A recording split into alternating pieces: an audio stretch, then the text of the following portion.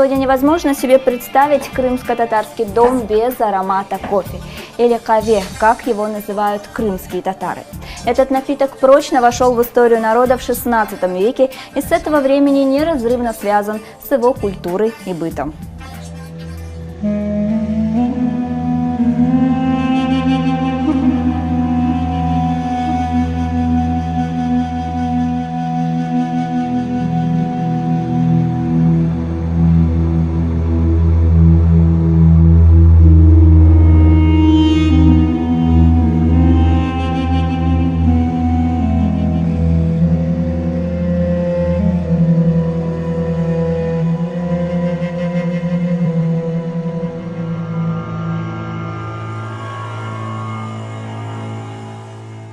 Кофейная церемония стала одной из традиций Крымского ханства сравнительно недавно. Безусловно, она оставила след в социальной жизни крымцев.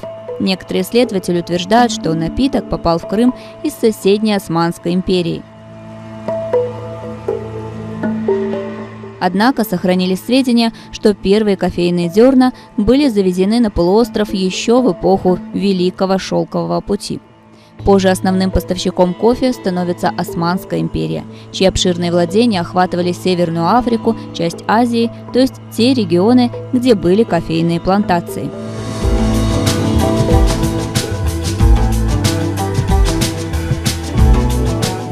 История этого напитка уходит в глубокую древность. Сегодня уже неизвестно, кто и когда его впервые открыл. Однако, согласно одной из легенд, история кофе начинается с шейха Омара. Он был известный врач. Своего времени занимался исследовательскими работами, выявляя новые лекарства. Якобы в поле его зрения попали плоды кофейного дерева. Он стал применять это средство от головной боли. Но вскоре этот напиток стали употреблять не для лечения, а ради удовольствия.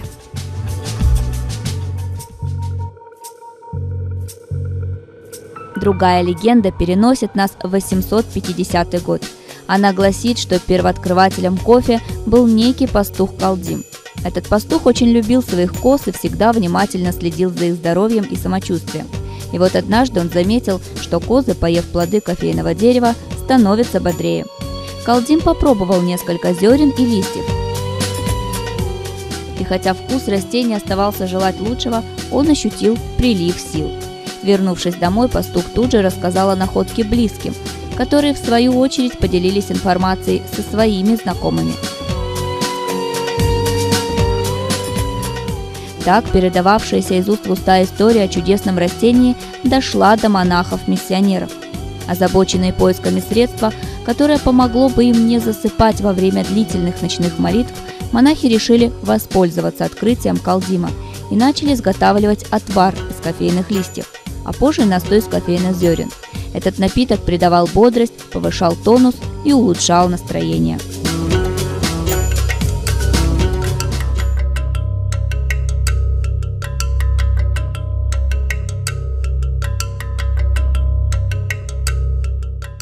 Легенды зачастую преувеличивают действительность, и мы уже не знаем наверняка, как было на самом деле.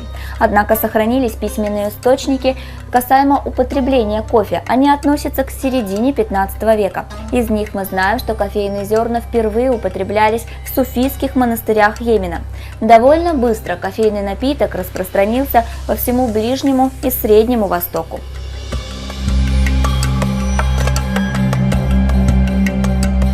Следующей ступенькой в истории распространения кофе стала Аравия, и в частности Йемен, где в городе Моха впервые были культивированы плантации кофе. Продавался кофе под старым названием города Мокка. Кофе становится популярным в Османской империи. Первые кофейни открываются в Дамаске, в Алеппо, в Алжире, и уже в 1554 году два сирийских купца открывают первую кофейню в Стамбуле под названием Мактаб аль-Ирфан – круг мыслителей.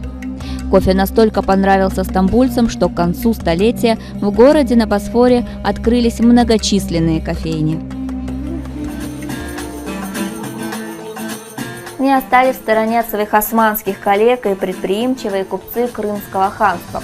В конце 50-х годов XVI века в Бахчисарае будет открыта первая кофейня или каве-хане.